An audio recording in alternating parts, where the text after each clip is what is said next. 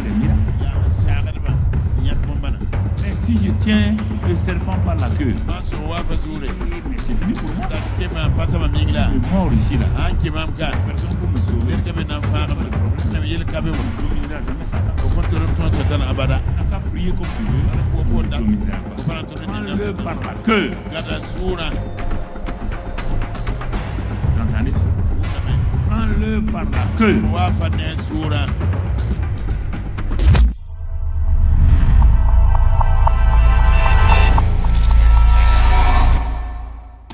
Vaut plus que l'or, ciel au nom et le béni. Une fois encore. Sa foi vaut plus que l'or, ciel au nom et le béni. Une dernière fois.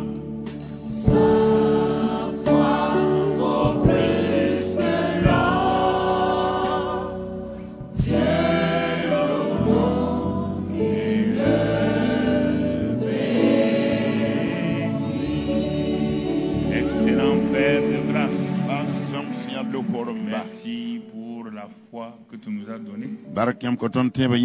Parce que l'œuvre a été accomplie. Et la foi est liée à l'œuvre accomplie de Christ. Nous avons cette foi en nous déjà. On a besoin simplement de la travailler.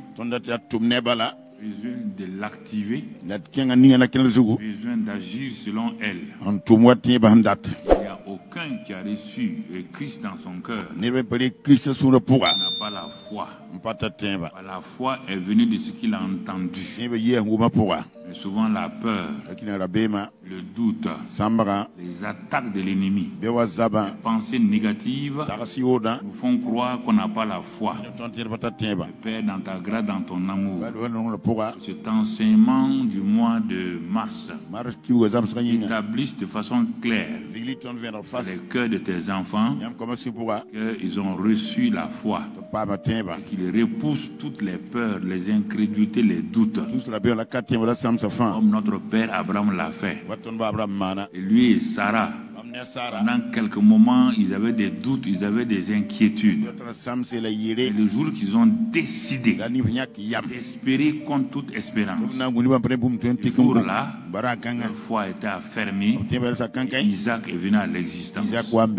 Oh papa, donne à ton peuple de savoir cela.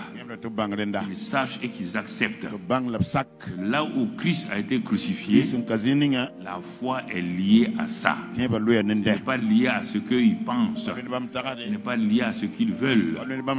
La foi est liée uniquement à l'œuvre accomplie de Christ.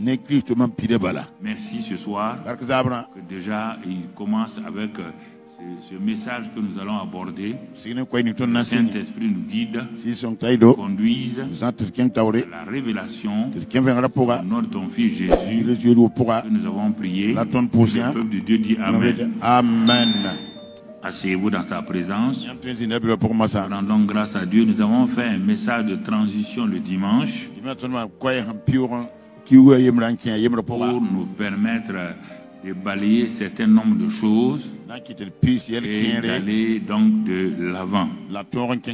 Et c'est pourquoi ce soir, nous allons continuer tout doucement parce que nous voulons cette fois-ci que d'une façon claire et nette, ceux qui sont venus il y a longtemps, ceux qui sont venus nouvellement, nous tous marchons ensemble, nous allons de l'avant ensemble, et nous comprenons ce qu'est la foi, c'est la marche. Parce que l'assemblée était formée de 3 groupes, ceux qui ont déjà compris la foi, et qui, bon, quand on prêche sur la foi, peut-être ils ne font pas beaucoup attention, il faut connaître.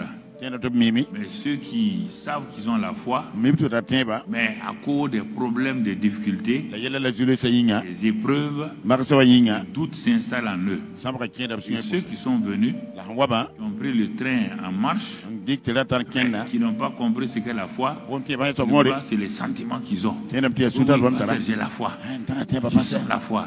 Donc ils vivent selon les 5 sens naturels de la foi naturelle. Bon, pour harmoniser la compréhension de chacun, en revenant en arrière, et en reprenant les choses, chacun va recevoir. Ceux qui sont déjà là vont affermir leur foi. Ceux qui doutaient vont savoir comment face aux doutes et aux inquiétudes il faut bloquer. Passer comme Abraham espérait contre toute espérance. Et ceux qui sont encore dans l'enfance commencent à comprendre que la foi ce n'est pas les sentiments, ce que je ressens. J'ai la foi. C'est simplement un sentiment, une émotion qui est là, pas la foi. Voilà, donc il n'y a rien, au contraire, c'est ça qui est bon. Pas entraîner des gens dans des choses qu'ils ne pourront pas faire. N'oubliez pas que nous ne sommes pas là pour une entreprise. On peut aller et revenir. Nous sommes là pour la vie éternelle. On manque ça. On ne peut plus revenir en arrière. C'est trop tard. Et c'est fini pour nous. C'est pourquoi j'insiste. Et parfois, quand j'insiste comme cela, ne vous inquiétez pas trop. C'est vrai que c'est pas facile. Je peux dire que c'est pas facile pour vous, mais en même temps, c'est facile. Je comprends beaucoup de choses. Que certains vivent, mais je suis parfois obligé aller au-delà de ma propre capacité pour demander à Dieu d'aider les uns les autres. Je ne le fais pas pour fatiguer personne. Je me dis toujours à quelqu'un dans l'assemblée, ou à la télé, aux réseaux sociaux, il a besoin d'entendre cette parole que je veux dire. Et parfois, je vois que c'est la dernière phrase que je veux dire là, on saisit ça. C'est assez complexe. Pas 1 plus 1 égale 2. Vous êtes plusieurs, vous avez plusieurs problèmes différents. Certains, dès le début, ils ont saisi un peu la chose et puis ils continuent. Au milieu, ils vont comprendre.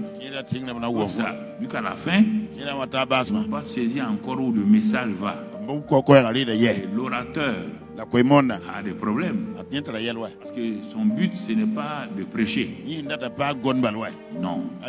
C'est de communiquer à quelqu'un qui est assis dans l'assemblée dans ses problèmes, dans ses difficultés, ce que Dieu veut lui dire pour le permettre d'avancer. Bon, en ce moment-là, le corps humain, à un moment donné, il semble être fatigué. Il semble être épuisé.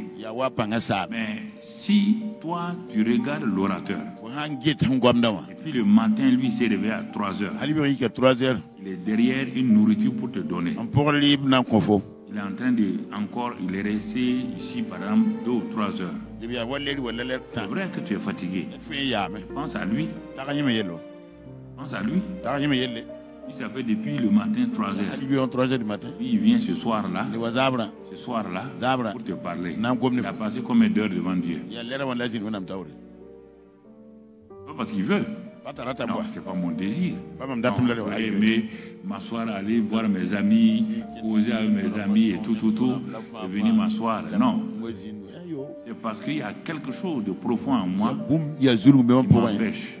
Je vous dis ça pour que nous prions les uns pour les autres et que nous allions de l'avant. Je ne le fais pas parce que je comprends, je sais que vous êtes fatigué. Tout le monde n'a pas la même capacité d'absorption. Il y a des sols qui absorbent l'eau, d'autres, dès qu'il y a quelques gouttes, le sol est saturé. Je comprends tout ça. Ça fait 50 ans que je prêche. Je comprends tout ça. Il y a des moments, je force pour passer, pas pour faire plaisir. Donc, comprenez tout cela. Des moments, tu es assis, tu dis, bon Seigneur, donne-moi de saisir, donne-moi encore la force de saisir ça, d'aller de l'avant. Prie pour toi-même, et tu pries pour l'orateur. Il ne faut pas t'irriter contre l'orateur. Jamais ne fais ça. Tu tires contre lui, tu tires contre la parole qui sort. Il n'est pas en train de dire sa propre parole, il est en train de dire la parole de Dieu. Si tu tires contre la parole de Dieu, et Dieu va te répondre. Ce n'est pas une bonne réponse. Donc, priez seulement. Je trouve je dirais la formule. Il n'y a pas de formule aussi. Je trouve une manière d'aller de l'avant. Voilà. Ce n'est pas un coup.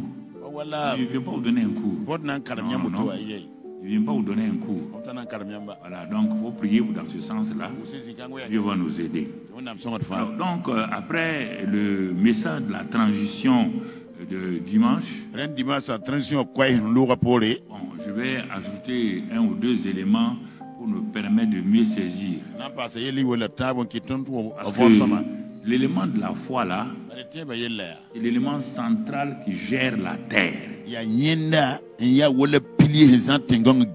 Dieu, avec sa parole au ciel, veut permettre, dire à un homme de gérer la terre. N'oubliez pas ça.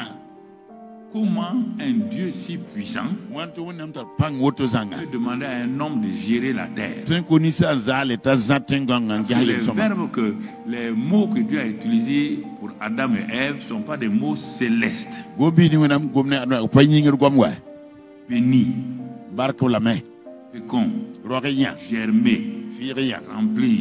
Ils sont au ciel, tout est déjà fait. Il n'y a rien à remplir au ciel, il n'y a rien à féconder au ciel, il n'y a rien à bénir au ciel, il n'y a rien à remplir au ciel, il n'y a rien à assujettir et dominer.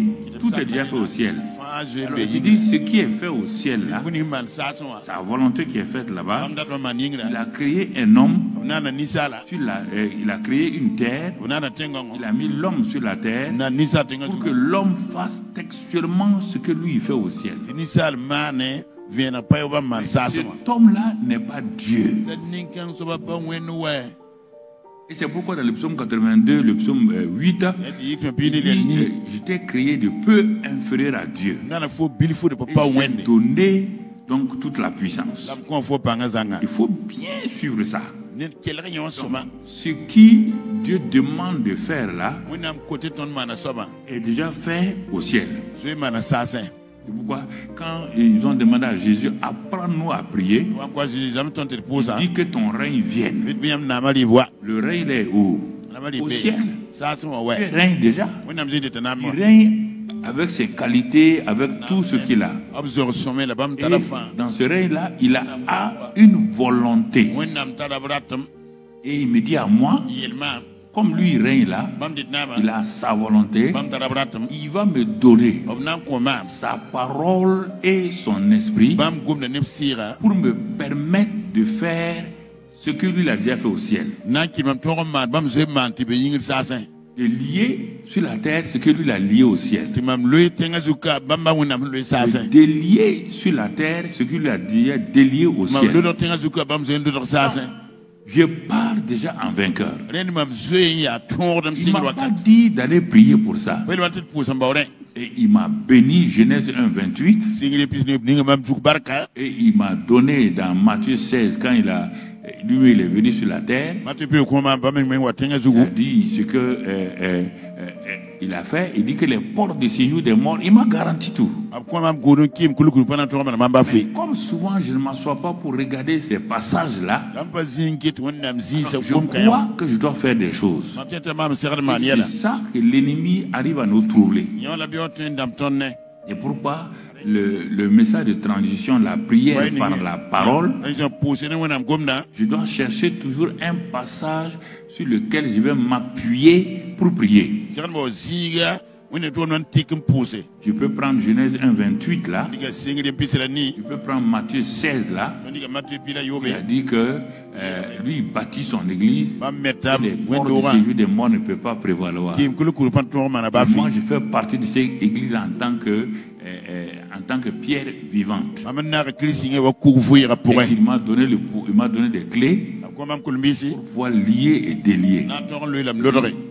Interdire et permettre ce que lui il a déjà interdit et permis au ciel. Alors, quand je regarde ces passages là et d'autres passages avec Paul, je commence ma prière. Non pas pour demander à Dieu de faire quelque chose. Il a déjà fait. Je commence à dire de me donner la révélation de ce que Dieu m'a donné. Quand je vais apprendre dans ma vie personnelle, appliquer ces choses-là, et que je vais voir la réalité de ces choses dans ma vie personnelle, ma foi pour les autres augmente.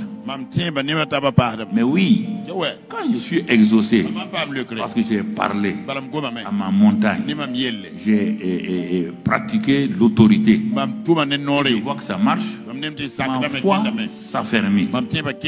Mais si je prends la route d'aller demander à Dieu de faire ce qu'il a déjà fait, ma foi s'affaiblit. Puisque Dieu ne peut pas faire ce qu'il a déjà fait. Dieu ne peut pas ouvrir une porte qui est déjà ouverte. Mon enfant, il ne faut pas dire que tu as des douleurs. Les douleurs là, Dieu a déjà guéri. Il ne va pas guérir. Il dit par ces meurtrissures, vous êtes guéris. La porte est ouverte. C'est à toi, il te dit, parle, prends autorité. Bon, ça c'est sûr et certain. Satan ne lèvera pas les mains pour dire oui, comme tu as pris autorité, je vais obéir. On te dit qu'il va te résister. S'il te résiste, continue. Mais toi, tu veux que tout soit automatique. Le christianisme n'est pas une magie. Non. Ça ne c'est pas automatique. Donc tu vois ces choses-là. C'est ça qui bloque beaucoup de gens. Parce qu'ils ont été habitués à la facilité. Dans leur enfance, quand ils crient seulement, maman donne ça, papa donne ça.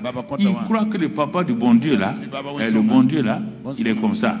Il suffit de crier un peu, de pleurnicher, il donne. Non, non, non. Non, non, non. Non. Il dit, exerce, si tu as confiance en moi, exerce ta foi.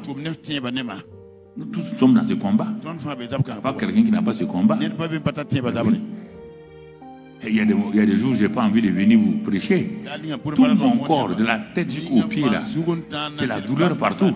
C'est la douleur partout. Même pour me tenir debout, là, c'est la douleur. C'est pas la foi que je viens. Et parfois, je fais 2 ou 3 heures. Et il faut que vous sachiez cela. J'ai fait 2 ou 3 heures. Dans le sens, toi, tu es assis, tu n'as pas de problème. Parfois, je suis là. Non, je préfère. Bon, peut-être la maman ne veut pas. Parfois, je suis là, je dors. Au moins, je vous presse, je dors en même temps. Mais oui. Parfois, c'est des vertiges. Non, je ne veux pas m'arrêter. Satan est vaincu. Je ne vais pas m'arrêter pour dire mais pourquoi aujourd'hui il y a ça, il y a ça, il y a ça. Non, non, non, je ne m'arrête pas. Non, ça fait 52 ans que je le connais. 52 ans il rôde. 52 ans il essaie de me troubler. Et Dieu m'a sorti chaque fois par la grâce. C'est dans ça que je vais. Je vous dis parfois ça pour que on te dit que Jésus a été tenté. Il y a rien de caché. Il a été tenté en tout. Jésus a été tenté en tout. Oui, toutes les tentations que tu passes là, il a été tenté dans ça. Il n'y a pas une seule où il n'a pas été tenté. Tout. Oui, ce que tu penses là, il a été tenté. Non, non, non. Il a été tenté dans ça. Sinon, il va t'aider comment? S'il n'a pas été tenté, il va te débrouiller comment? On te dit qu'il criait. Et dans l'obéissance là, il criait, il pleurait, et que Dieu ne l'exauçait pas. Mais si on avait écrit ça dans les évangiles là, on ne va plus lire les évangiles. C'est pourquoi Dieu a fait exprès de ne pas écrire. Sauf que j'ai demandé. Mais il vivait par la foi. Il savait qu'il est plus que vainqueur. Il savait qu'il est conquérant vainqueur. Il savait que son père ne le trahirait jamais. Il savait. Donc tu vois, c'est ça que je veux mettre en toi, que tu comprennes. Je peux prier. Si tu ne reçois pas par la foi, ça ne te sert à rien. Souvent, même les responsables, il faut dire aux gens, bon, on va faire la prière. Non, il faut dire, la prière de la foi sauvera. Pas la prière. Et si vous habituez les gens à prier, ils vont être séduits, ils n'ont pas de réponse. On dit la prière de la foi sauvera. Sozo. Sauver, guérir, libérer. Il faut que tu prennes ton courage à deux mains et que tu regardes ça, que tu décides que toi aussi, ce qu'on te demande là, c'est une confiance.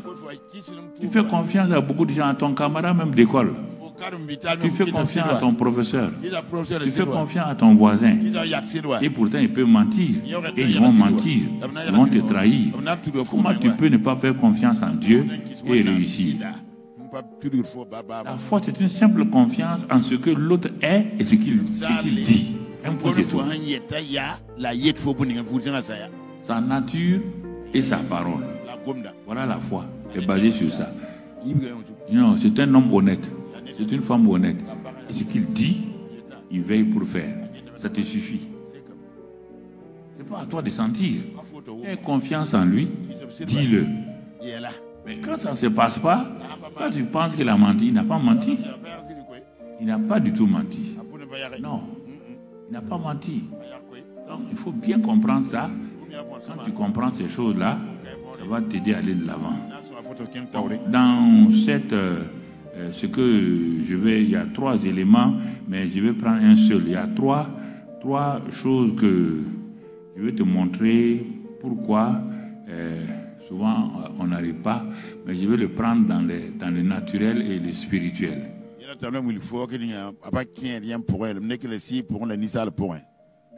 Je dirais 3 remarques ou 3 observations ou 3 phrases que tu connais. La première phrase, je vais dire les 3 et puis je vais te dire ce qu'il y a, parce qu'on va les poursuivre au fur et à mesure par la grâce de Dieu. Si nous voulons aller avec Dieu, Dieu commence par des choses purement simples. Par exemple, il dit à Moïse, as-tu dans ta main? C'est ce qu'il dit à Moïse. Qu'as-tu dans ta main? Il dit à Gédéon, va avec ce que tu as. Bon, si on prend ces 2 cas-là, le premier cas-là correspond à quoi? As-tu dans la main? Cela veut dire qu'on ne peut pas fonctionner dans la foi si on est ignorant de ce que nous sommes, ce que nous avons et ce que nous pouvons faire. Question de Moïse comme ça. Moïse doit faire un grand ministère. D'abord, Dieu a lutté avec son identité. Il a dit, qui suis-je? Après, quand Dieu lui a donné l'identité, maintenant Dieu lui dit, quand Dieu veut l'envoyer, il dit que lui n'est pas équipé. Dieu lui demande, qu'as-tu dans la main? Si tu ignores, si tu ne sais pas ce que tu as dans ta main, tu vas travailler comment? Tu vois? Et c'est pourquoi, 3e élément que Moïse et Dieu ont discuté, il a dit à Dieu que lui, il ne peut pas parler. Un homme qui ne connaît pas son identité, qui ne sait pas ce qu'il a, et qui ne peut pas parler la parole de Dieu, vous voulez qu'il fasse quoi? Réfléchis-vous. Non, tu vois déjà. On va dénouer ça ce soir. La première chose, on va laisser pour Gédéon là. C'est tout un séminaire qui est là. Le cas de Gédéon, ce n'est pas l'ignorance. Hein? Là, Dieu lui dit, va avec ce que tu as. Ah bon? J'ai quelque chose? Oui. Mais te manque quoi? La révélation de ce que tu as. Ça, c'est un autre séminaire à part. Va avec ce que tu as. On n'a pas d'aller prier. Depuis longtemps, Gédéon priait là. Alors qu'il a, Dieu dit, il dit, voyant héros, sa nature, encore, voyez, nature encore. Il dit, qui suis? Problème. Gédéon dit, je suis le plus petit. Problème. Il a fallu que Dieu résolve d'abord le problème de nature. Tant que ce problème n'est pas résolu, c'est difficile que tu réussisses. Tu te mets en cause en permanence. Tu te juges. Tu te condamnes. Et tu laisses les gens te condamner. Tu laisses les gens te parler. Tu comprends? Tu ne peux pas réussir. Donc tu vois les deux. Pourtant on appelle un vaillant héros et l'autre on va l'appeler Dieu. Mais Dieu dit à Moïse, mais tu seras Dieu pour Aaron et Dieu pour Pharaon. Mais il a fallu que Dieu insiste pour que à la fin Moïse accepte. Et c'est à ce moment que maintenant ils ont découvert, Moïse a découvert que le bâton qu'il a dans sa main, on va le voir tout à l'heure, et Gédéon a découvert que lui aussi a la puissance. Ça c'est les deux questions qu'il faut bien voir. La troisième chose que je vais ajouter, on va voir un peu plus tard, c'est la déclaration de Pierre. Alors, on va voir Moïse, ignorant. Gédéon n'a pas la révélation de ce qu'il a. Quant au Pierre nouveau, Pierre la nouvelle création, qu'est-ce qu'il lui dit? Ce que j'ai, je te le donne. Voilà où on veut arriver. Voilà où on veut arriver. Si on reste, on répond comme Moïse a répondu, on n'avance pas. Si on répond comme Gédéon a dit, on n'avancera pas. On n'a qu'à aller prier 150 jours. On n'arrivera pas. Je dis la vérité. Pourquoi Moïse ne va pas aller prier? S'il ne sait pas ce qu'il a, si Gédéon, malgré ses prières, il n'a pas la révélation, il veut qu'il fasse quoi? La peur est là. C'est pourquoi la parole, l'étude de la parole, la révélation de tes paroles éclaire et donne l'intelligence à celui qui médite. Alors ce soir on ne va pas faire des trois, ce sera trop long. On va prendre une des simplement qu'as-tu dans ta main.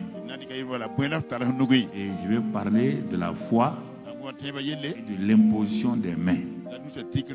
Soit c'est notre message, la foi et imposition des mains.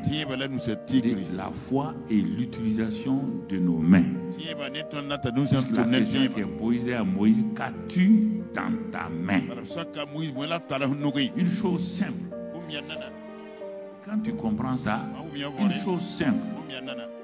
Quand tu comprends ça, alors tu peux aller de l'avant. Regarde, si tu regardes ton corps, dans ton corps là, quand tu regardes attentivement, concernant tout ce qui peut t'aider, les membres là, ce qui peut t'aider à réussir à faire des choses, c'est quoi? Ce sont les mains. Le cerveau est puissant. Tout ça c'est puissant. Mais pour avoir, pour manger, les mains, pour te défendre, les mains.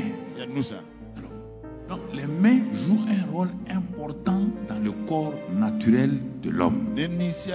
Pour donner les mains, pour recevoir les mains. Regarde comment tu utilises tes mains régulièrement. Regarde. Quels sont les bons résultats que l'utilisation de tes mains te donne. Mais aussi regarde les mauvais résultats que la mauvaise utilisation de tes mains peut te donner. Donc il faut bien voir, comprendre ça. Ce que ta main fait dans ta vie régulièrement. Donc quand elles sont mal utilisées, elles peuvent te détruire. Bien utilisées, elles peuvent te faire vraiment de bonnes choses, beaucoup de bonnes choses. Et avec ça, tu fais, regarde bien ta main, assois-toi, réfléchis. C'est-à-dire que tu utilises ta main mécaniquement, tu ne vois pas ce qu'elle t'apporte. On te coupe tes deux mains maintenant, c'est un problème pour toi. On coupe les deux mains de quelqu'un, il est inutile. Il va dépendre totalement de ceux qui sont autour de lui. Ça, c'est sur le plan naturel. Sur le plan spirituel, ma main est l'extension de la main de Dieu. Dieu est au ciel. Mais il va utiliser mes mains pour toucher ce monde-là. Que ce monde-là reçoive grâce sur grâce. C'est pourquoi il a dit, n'impose pas tes mains rapidement à tout le monde. Les mains sont importantes. Levez vos mains pures. C'est pourquoi il insiste sur les mains de l'homme. Spirituellement, tes mains sont importantes. C'est par tes mains que l'amour de Dieu passe. C'est par tes mains que la puissance de Dieu passe. Ta main est comme un fil électrique, comme un robinet par lequel Dieu déverse ses bénédictions dans la vie des gens. Mais tout cela se fait dans un esprit de foi. Déjà, en définissant le naturel et le spirituel, voit l'importance de tes mains sur le plan naturel et l'importance de tes mains sur le plan spirituel. Parce que souvent les gens ils compliquent les choses. Ils disent on va prier. Il n'est pas dit non. Tu as fini de prier. Mais maintenant, comment la chose va se passer? C'est pas la prière elle-même qui fait. Il y a d'autres choses que tu dois faire. Tu dois faire quoi? Tu ne le sais pas. Tu es en train de tourner. J'ai prié. C'est pas fini. Et le monde te dit parle. On dit impose les mains. Parfois on te dit fais ça, fais ça, fais ça. On va voir tout à l'heure comment Dieu va utiliser les mains de Moïse et Aaron pour réduire Pharaon à néant. Tu vas comprendre l'importance des mains. Et si tu joues avec ça, Dieu t'a donné des mains pour tout ça. Donc c'est pourquoi on va aller pas à pas pour voir ce que j'ai noté, quelques éléments. Premièrement, on va voir la main comme source de puissance.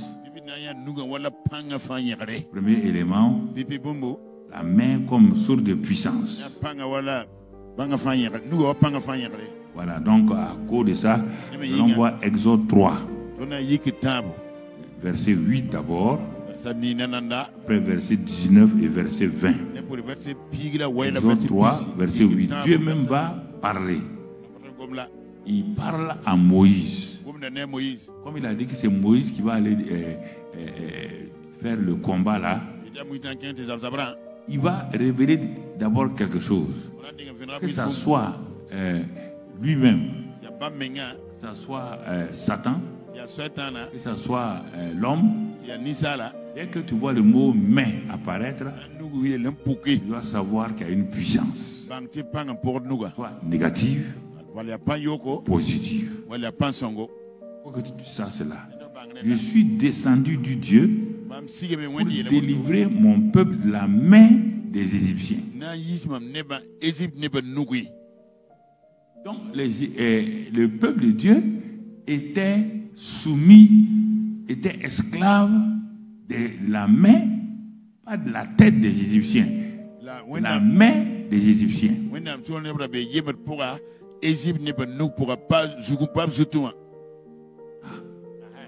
Le reste là, tu peux lire le reste pour le faire monter de ce pays. Laisse le reste.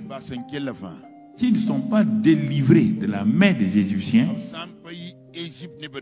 ils n'iront nulle part. La Bible dit par le père de Zacharie, de Jean-Baptiste Zacharie, dans Luc 1, il prophétise. Quand son fils est né, Jean-Baptiste, il prophétise que Dieu va nous délivrer et Dieu va nous envoyer un libérateur qui va nous délivrer de la main de nos ennemis. Donc, tout ce qui arrive sur la terre, les chrétiens et les non-chrétiens, c'est qui? La main des Égyptiens, ou la main de Pharaon, ou la main. Donc, c'est ça, la main, c'est de la puissance. Pour le délivrer. La puissance des ténèbres, c'est toujours la main. Donc, c'est ça. Donc, Dieu te montre que l'ennemi, lui aussi, il a la puissance négative. Mais Dieu veut te délivrer de la main de cet ennemi-là.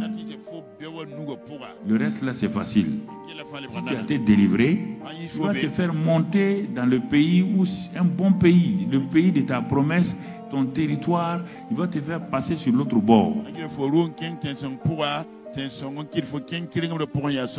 S'ils n'avaient pas délivré Jésus et ses disciples de la tempête de la barque là, ils ne vont pas arriver dans l'autre bord. Donc, il faut bien retenir.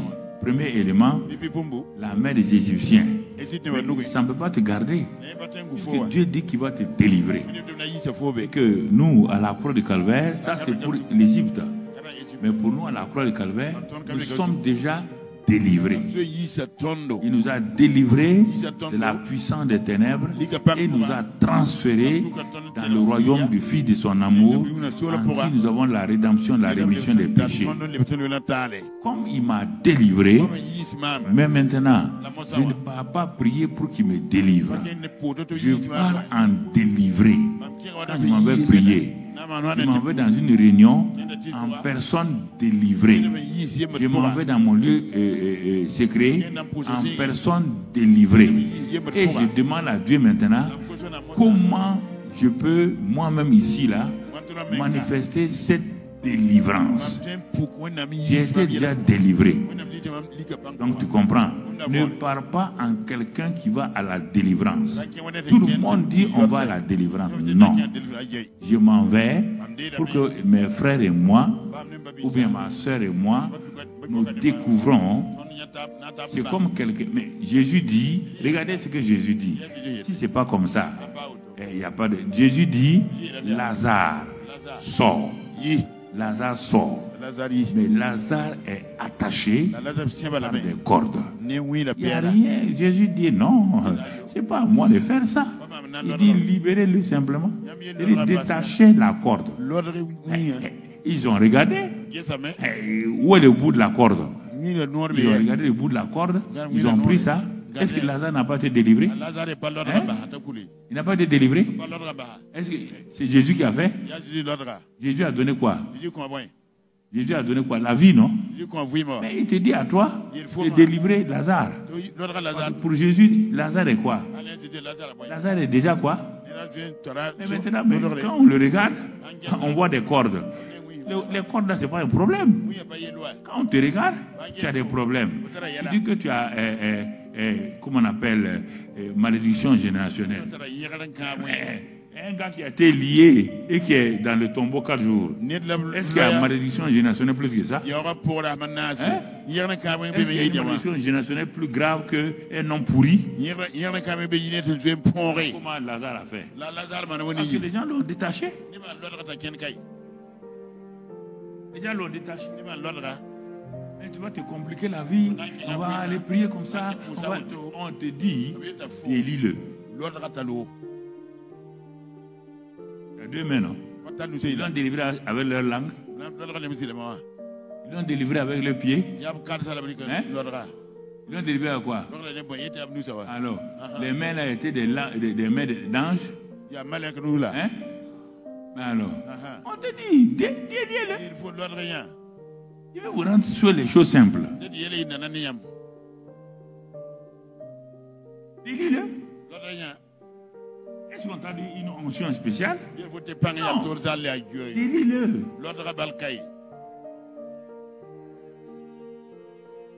Tu attends quoi? On attend. Le Saint-Esprit n'est pas encore venu. Jésus Dieu. Il y a deux mains, non? Délie-le. Prends la corde là. Regarde où se trouve la corde. Il y a mon nom. Il y a mon sang. Délie-le.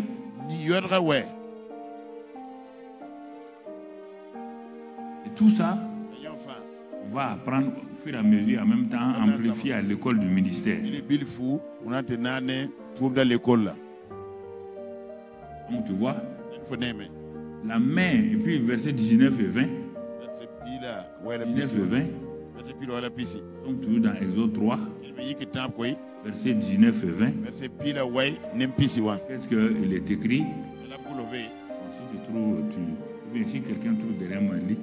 Je sais que le roi d'Égypte ne vous laissera point aller si ce n'est pas par une main puissante. Regardez, quand je vous parle, quand je vous dis des choses, il ne faut pas me regarder. On te dit que la main des... Ils étaient sous l'autorité de la main de qui? Des... On te dit ici qu'il y a une main puissante.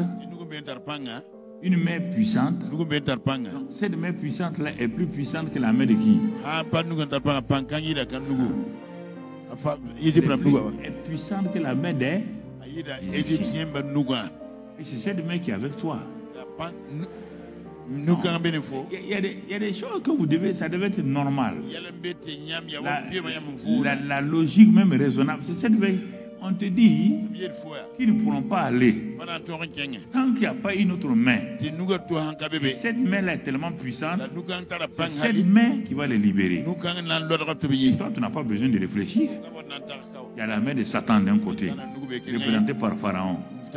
On te dit qu'il y a une main, et dans ta situation, cette main-là te bloque dans ton avancement, dans ton travail, dans ta famille. On te dit qu'il y a une autre main puissante. Ça ne peut être que la main de Dieu. Ou bien, ça ne peut être que la main de Dieu. Ou bien, il y a un super à Satan. Et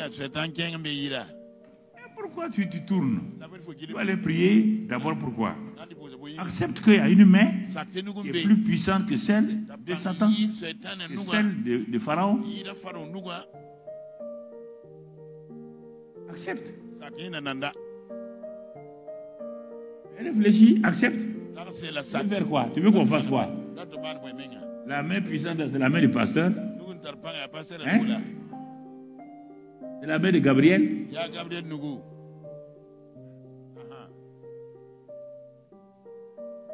Là, tu t'arrêtes. Et tu commences à prier. Oui. Maintenant, tu peux prier. Maintenant, grâce à Dieu. Ah, Seigneur. Ils ne savent pas qu'il y a une main plus puissante pour me libérer. Et tu dis oui. Regardons la suite. Le verset 20. Et regardez. Maintenant, pour te montrer que c'est lui, il dit, j'étendrai ma quoi? Et il étend sa main pour frapper qui? Ah? Qui seul peut frapper l'Égypte? Qui est la personne seulement qui peut frapper l'Égypte? Réponds-moi. Parle fort là. Alors, qui peut frapper Satan qui tourne autour de toi? Qui peut frapper les démons? Il t'a dit je frapperai.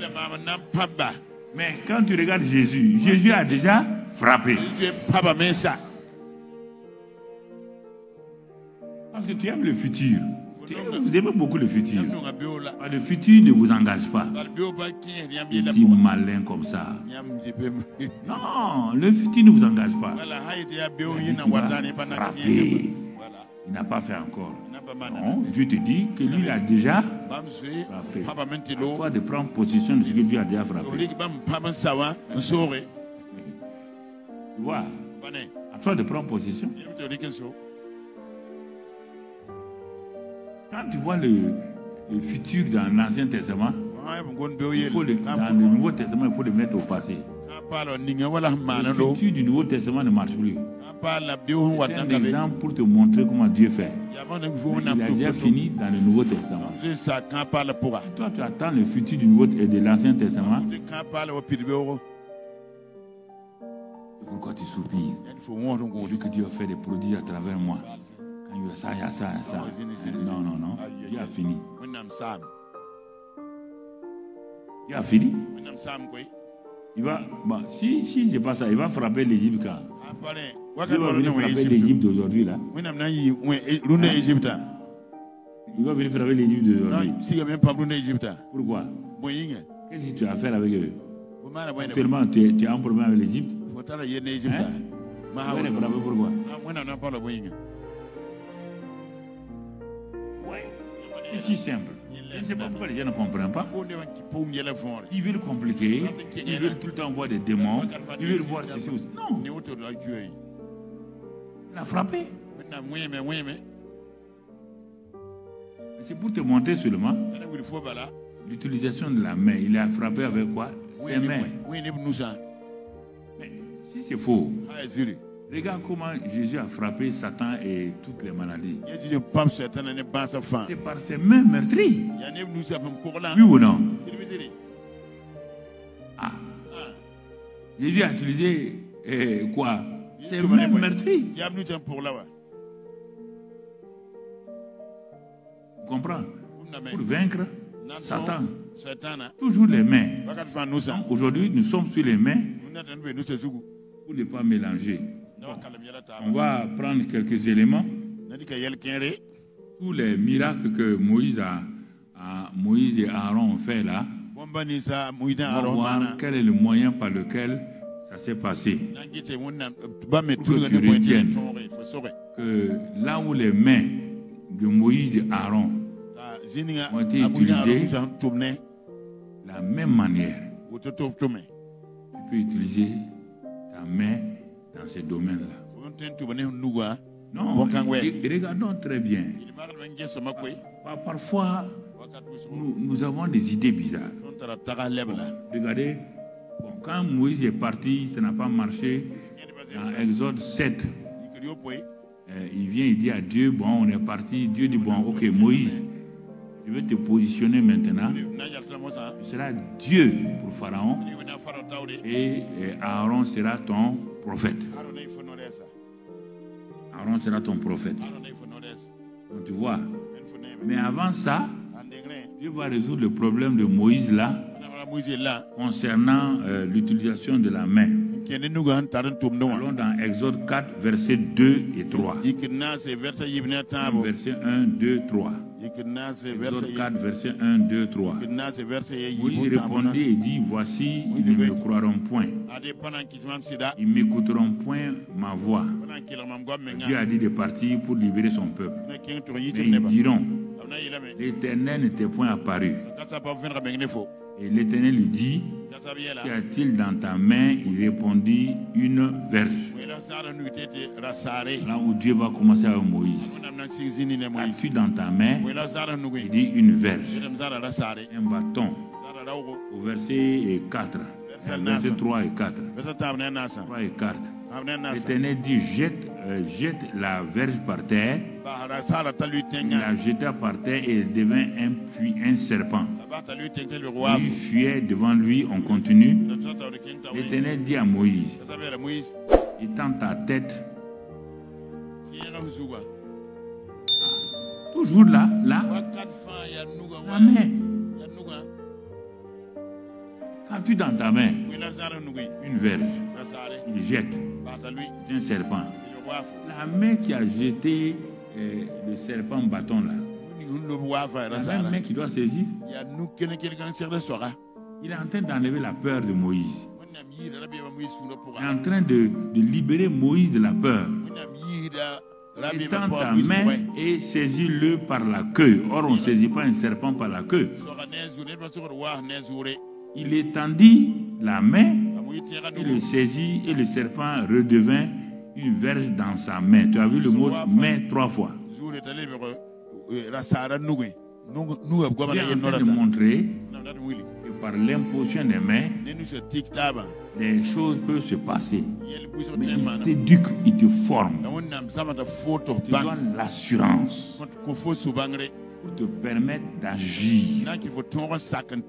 Oui, on va prier, prier. Quand tu as fini de prier, que fais-tu? Tu ne fais rien. Aucun miracle.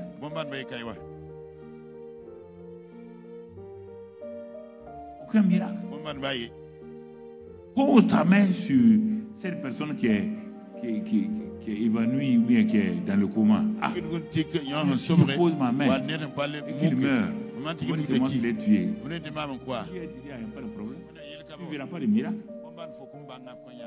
Ceux qui prennent le risque, ils voient des miracles. Mais si je tiens le serpent par la queue, mais c'est fini pour moi. Il est mort ici là. Il n'y a personne pour me sauver. Il n'y a pas de problème. Tu ne domineras jamais Satan. Tu n'as qu'à prier comme tu veux. Tu ne le domineras pas. Prends-le par la queue. Vous entendez? Prends-le par la queue. Donc, il est en train de montrer comment on maîtrise le serpent. Et au verset 6 et 7, 6 et 7, on est sur un verset, tu vois qu'on a fini, tu positionnes. L'Éternel lui dit encore, mets ta main dans ton sein. Il mit sa main dans son sein, puis il la retira. Et voici sa main était couverte de lèpre blanche comme la neige. Dieu lui montre une autre phase de ce qu'il va faire sur la terre. La lèpre, c'est le péché. Et par l'imposition des mains, il va contrôler tout cela. Avoir la puissance de Satan, tient par la queue. Le serpent devient une verge. Il a cette puissance pour dominer. Concernant maintenant son propre corps, mets la main là-dedans. Sors. La main est remplie de lèpre. Ça veut dire que la main a un rôle dans aussi comment libérer les gens du péché et tout. Dans 3 domaines. Satan, le péché, et voyons 3e domaine. Qu'est-ce qu'il a dit? L'Éternel lui dit encore,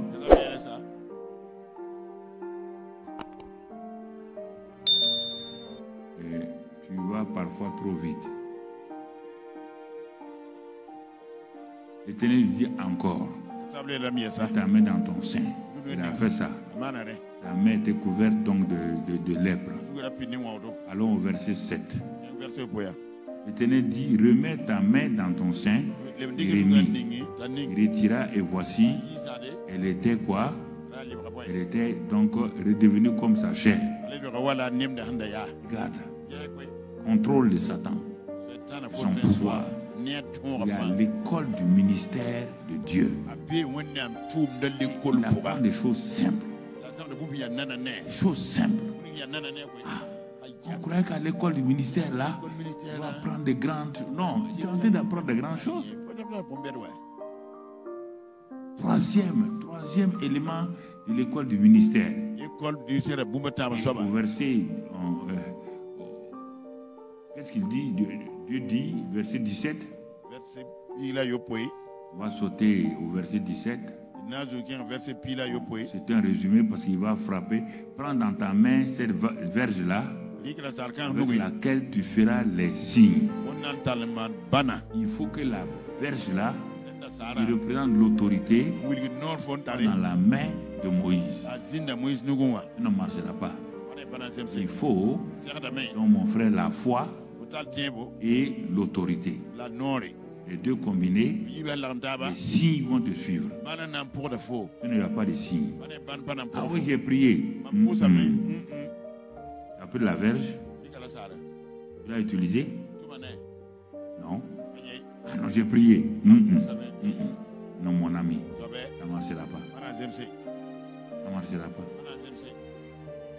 C'est cette verge-là, c'est-à-dire que la main, l'autorité et c'est ça. Les deux combinés vont te permettre de faire, Dieu dit, tu feras des signes. Moïse était un homme normal. Vous avez envie vous avez l'air un peureux. Il est en train d'enseigner un peureux. Il est en train d'enlever la peur du cœur de Moïse. Un gars qui tremblait. C'est ça que je suis en train de faire. C'est ça que je te fais. Tu veux quoi? Que Dieu n'a qu'à faire quoi? Tu veux que Dieu n'a qu'à venir chez toi là? Il n'a qu'à te faire quoi? C'est pas ce que tu veux. Hein? Tu veux quoi? Il n'a qu'à te secouer. La parole suffit. La parole de suffit. Depuis longtemps, on est parti. Je croyais que Dieu allait faire comme ça. Dieu ne fera pas comme ça. Il n'est pas à ton service. Ah, mais je sentais la lourdeur dans ma main gauche. Dieu ne donne pas la lourdeur dans la main gauche. Ce sont tes idées. Tu es en train de te tromper par Satan. La parole. Tu veilles sur sa parole pour l'exécuter. Il a dit, prends la verge là. Tu feras signe, prodige avec la verge. Pas avec les tremblements. Pas avec les non. Je veille sur ma parole. Je veille sur ma parole. Oui. Parfois vous êtes loin. Vous avez des idées que vous apprenez en ville. Ok, il n'y a pas de problème. Si ça marche, ne soyez pas des marabouts, des magiciens de la ville pour venir nous perturber ici avec des choses qui ne marchent pas. Non, tu vois. Versets 20 et 21. Verset pisse la yé. 20 et 21. Bon, maintenant, quand Moïse a été rassuré, trois choses. Ton identité. Il a dit, tu ne sais pas qui tu es, moi je sais qui je suis. Je communique mon identité. Moïse a accepté. Il a dit comme Pierre a dit, que nous sommes participants de la nature.